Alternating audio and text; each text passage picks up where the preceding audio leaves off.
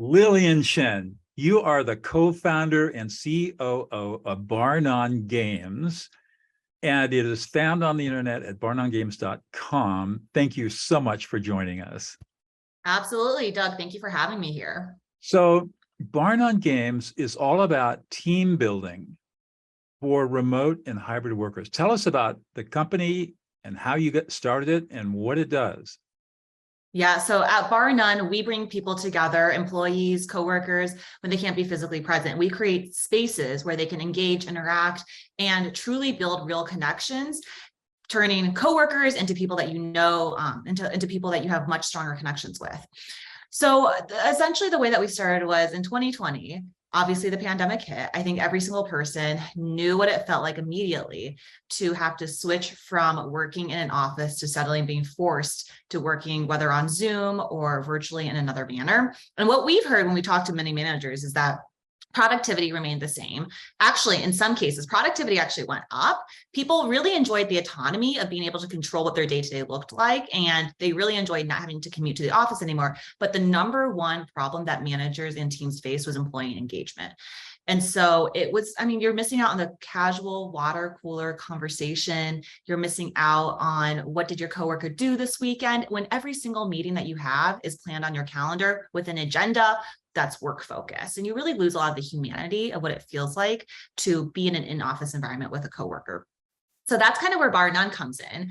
We have 5 different event formats that are all focused on bringing people together in a virtual space and creating opportunities for them to actually interact in a casual manner where you're not being forced to have to make casual small talk because we're giving you a lot of content to engage with, and you're forced to collaborate in order to participate on our events. And so you're actually forming these real connections with your coworkers and truly bonding. It's something that, you know, even before Bar None, my co-founder was really enthusiastic about community building and something that he had a lot of experience doing in person. And then when we transitioned everything to the virtual space, it definitely is challenging to figure out how you create real human connection, but it's something that we have worked really hard on to figure out what is the right format where that connection feels real and authentic, and you can replicate that water cooler experience.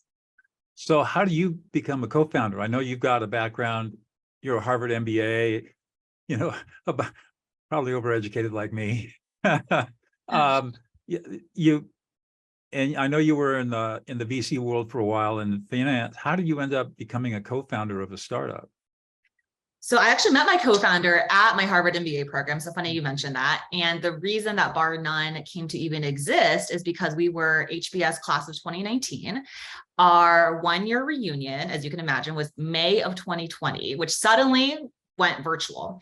And so it was honestly a make lemonade out of lemon situation where this in-person event where you were forced, I mean, not forced, but you were, you know, trying to reconnect with people and reunite with people suddenly went virtual.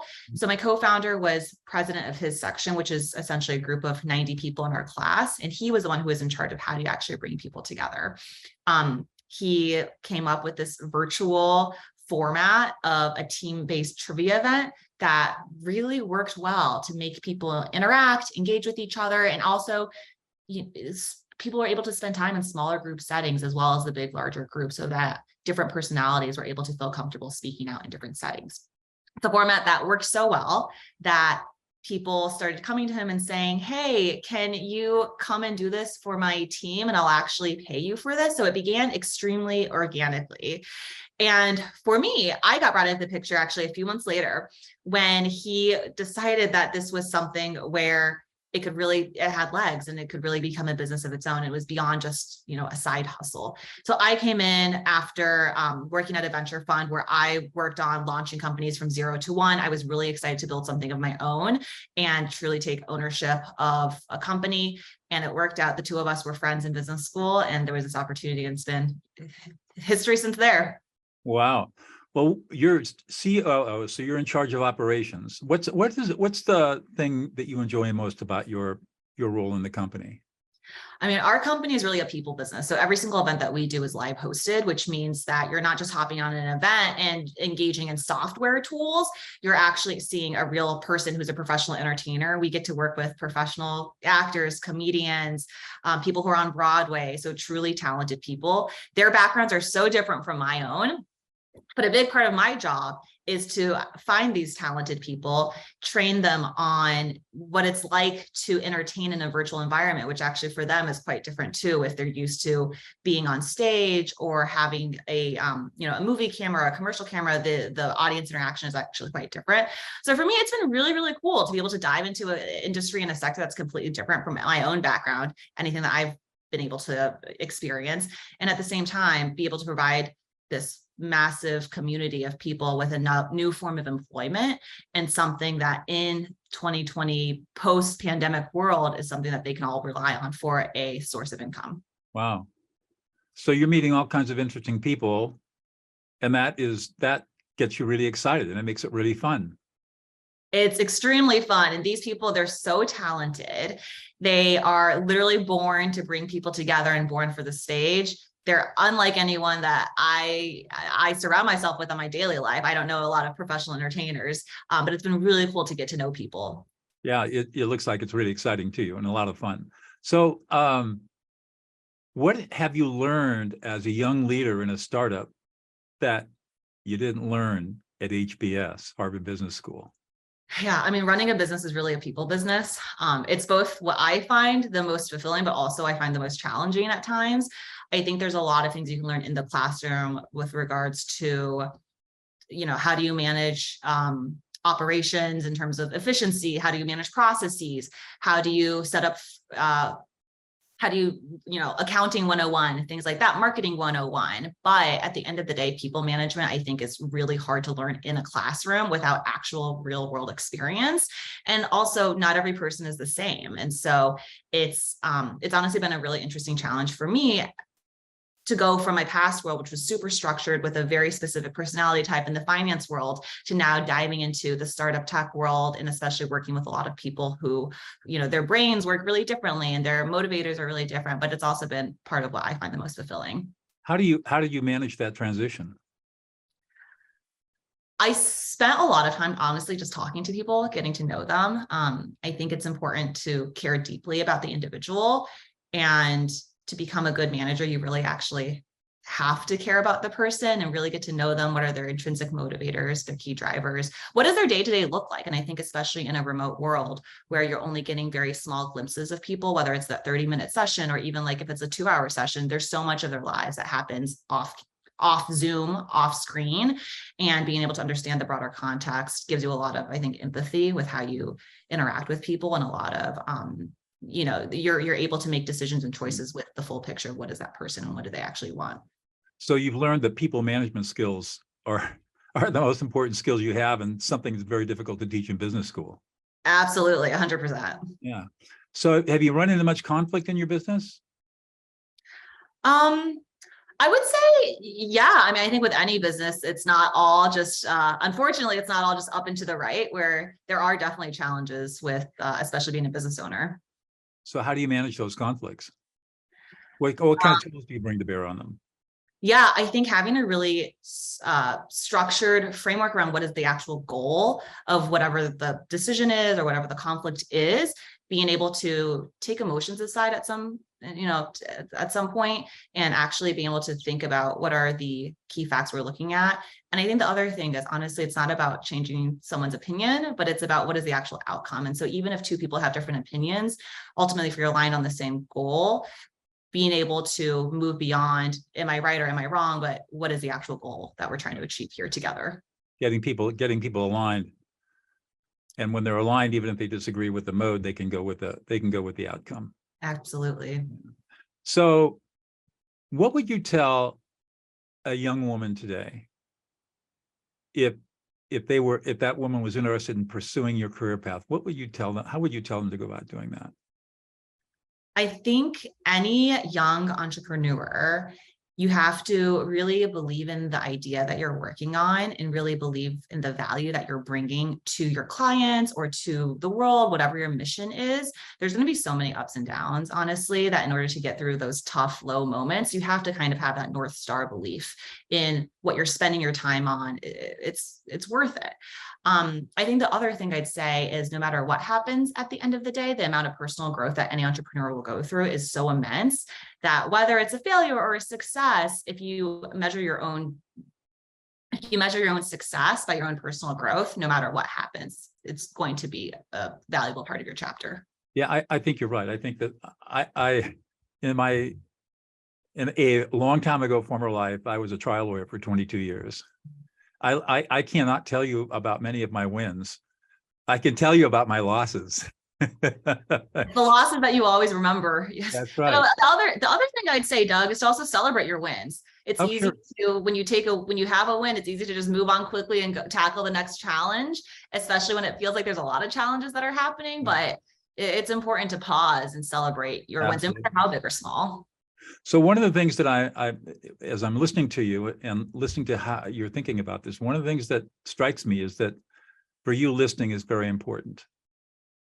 Yeah, I think it's impossible to run a business by yourself. You're going to need other people around you and the support of other people and the belief of other people.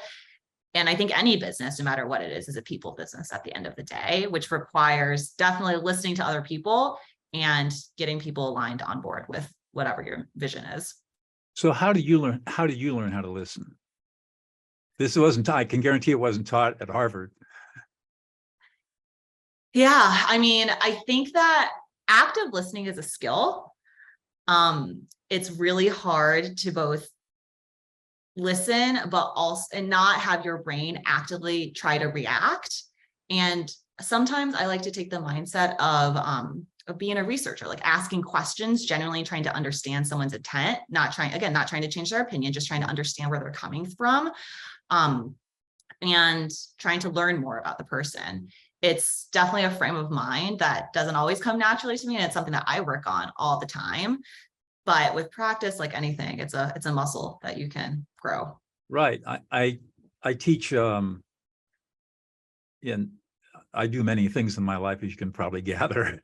One of the things that I teach life inmates and people serving long-term prison sentences in maximum security prisons how to be peacemakers to reduce prison violence. And one of the first skills we teach our incarcerated students is how to listen to emotions.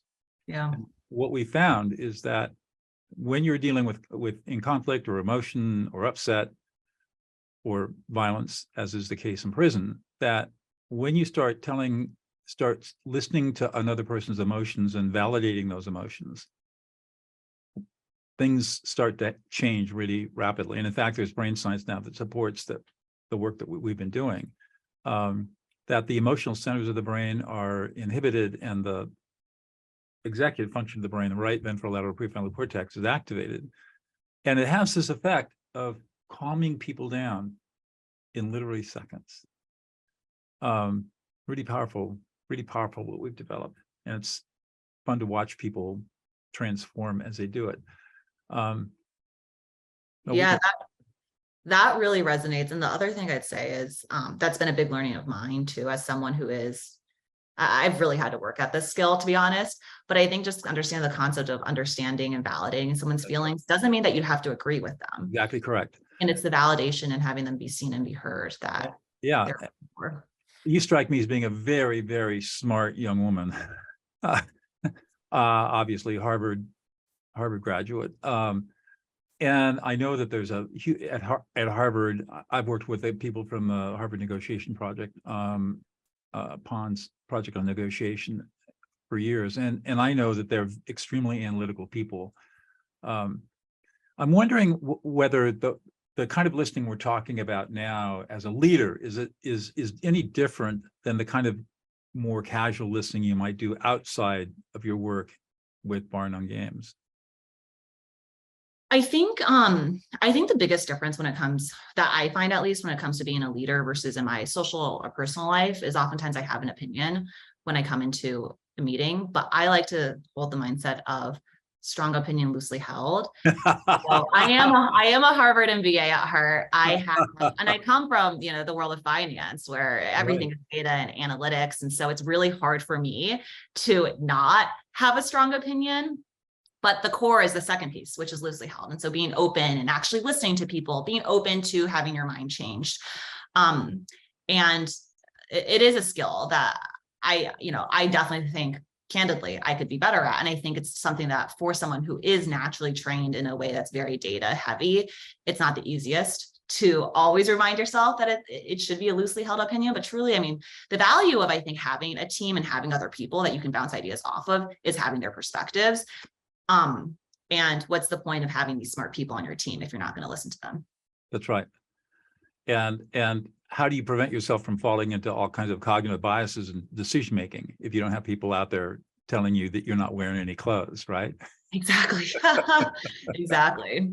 I mean, I think that's a big problem. And I think in leadership, that's one of the biggest problems that people have, is that they're now at the top and either people below them are intimidated or only want to feed them what they want to hear. And the leader himself or herself is not capable of creating an open, safe space where the most radically different views are as welcome as conformist views.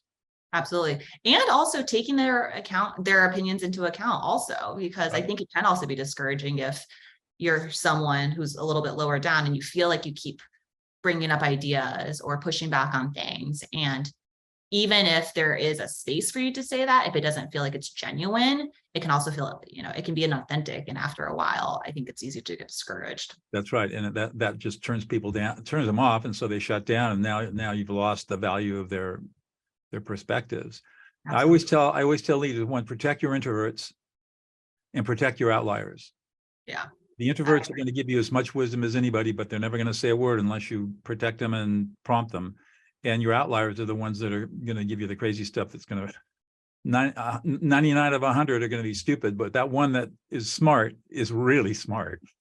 Yeah, I love what you said there, actually, which is protect and prompt, because I think you need both.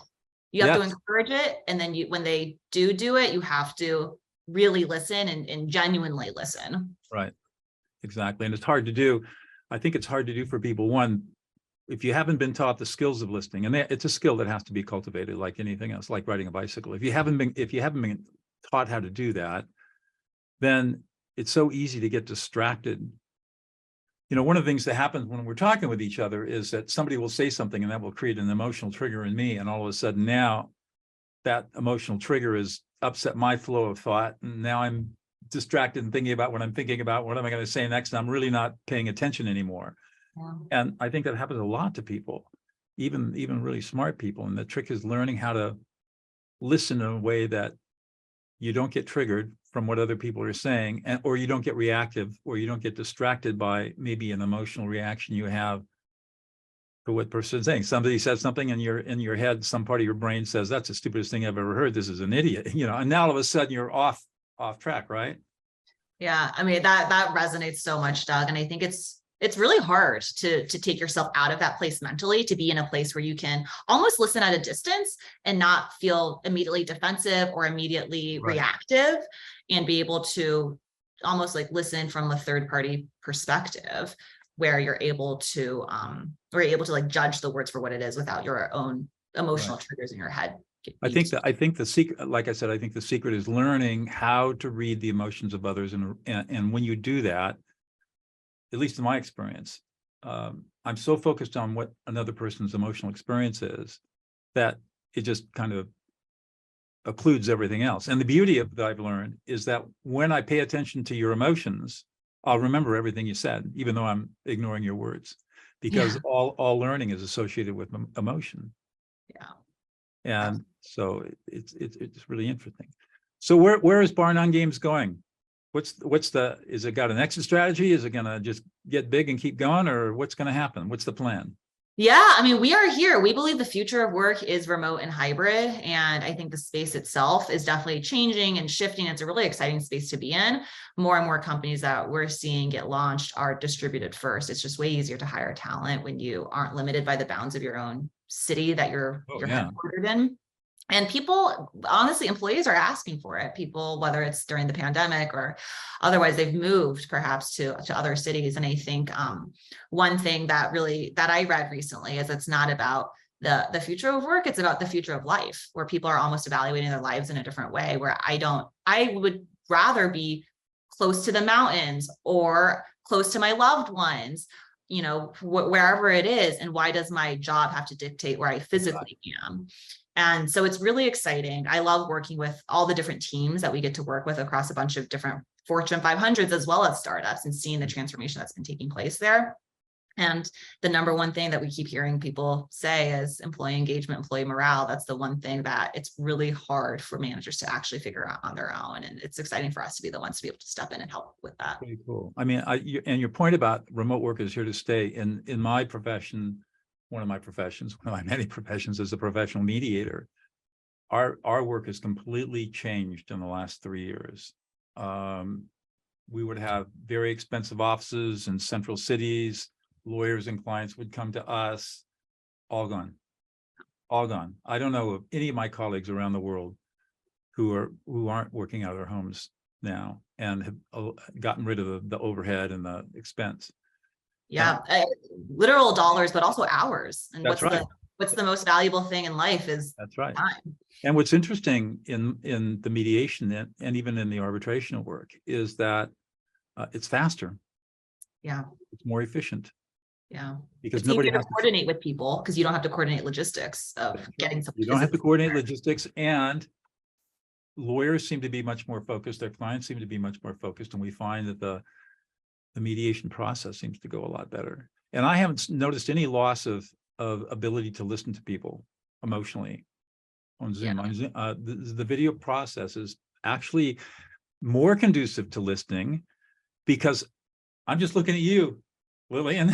Yeah, no distractions. Focused on anybody else. There are no other distractions, and I can see your face and watch what you're doing and listen to what you're saying and really understand where you're coming from. So I think this is really powerful. But I agree, if you've got a team of people together and they're all in different physical locations, I mean, we are social animals, and the work that you and your teams are doing to bring people together, even virtually, I think is really powerful. Right. And I think some of it is also, there's the actual execution piece of work, but then there's also the creative collaboration. And that creative collaboration is really difficult to do when everyone is 100% remote all the time. And you need those moments of more casual interactions in order for just casual knowledge share to happen, so that not everything is 100% scheduled out, 100%, bulleted with an agenda item. So as I'm listening to this, it sounds like some of the things that you do, it's not just team building exercises, but it's ways of getting people to interact in different ways virtually that gets them thinking together, collaborating together, problem solving together in ways that would not work in a formal, structured, agendized meetings. Yeah, I mean, every single one of our events focuses on collaboration, interaction, and at the core of what we do, it's a games company, but really at the core of what we do is encouraging people to have these opportunities where they're really collaborating together and learning those skills of working together. As a startup, do you have many employees in your company? It sounds like you're a pretty tight team. We have 5 people who are full-time at headquarters, and then we have a team of 70 contractors who are the live faces on the screen that facilitate the events. These are your facilitators and actors and people like that you bring in? Exactly. Okay. And how do you decide who to bring in on what kind of assignment or contract?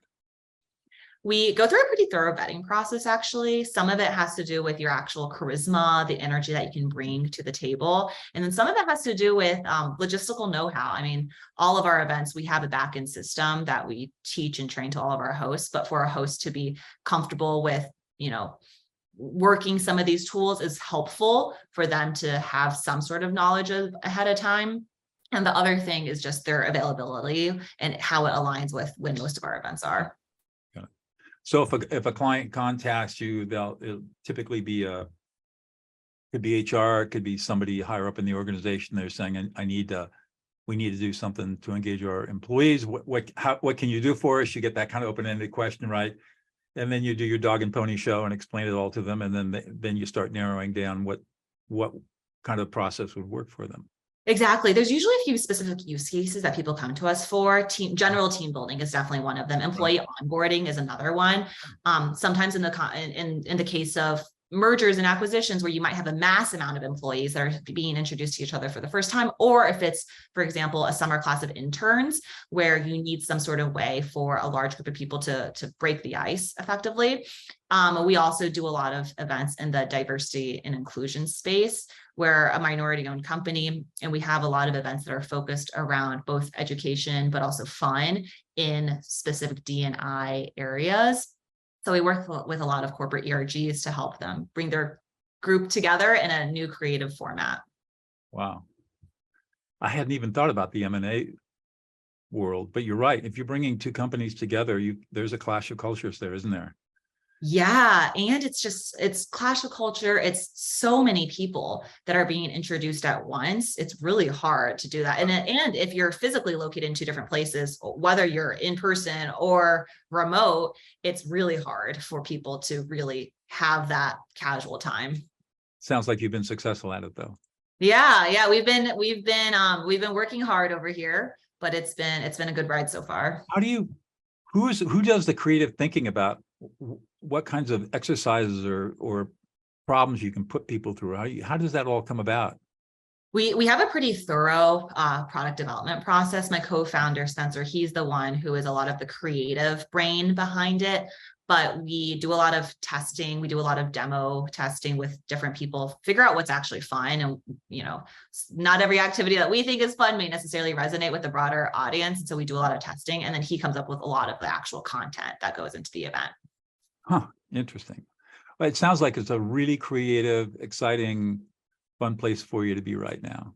It is definitely. One more question, then we'll wrap it up. Tell me one thing about yourself that no one would know about unless you revealed it. Oh, this is a good question. That's actually a great icebreaker question. We should add it to our list of icebreaker questions. You have my permission to steal it from me. All right, perfect. I think one thing.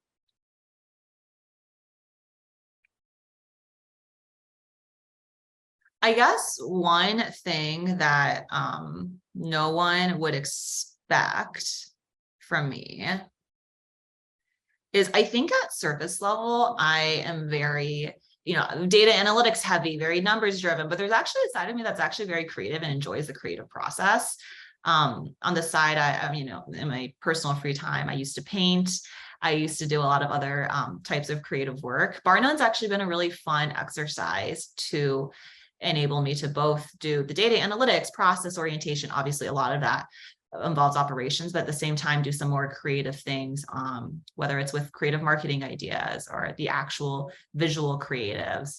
But it's the first time in my career where I've really been able to stretch into that, the other side of my brain, really.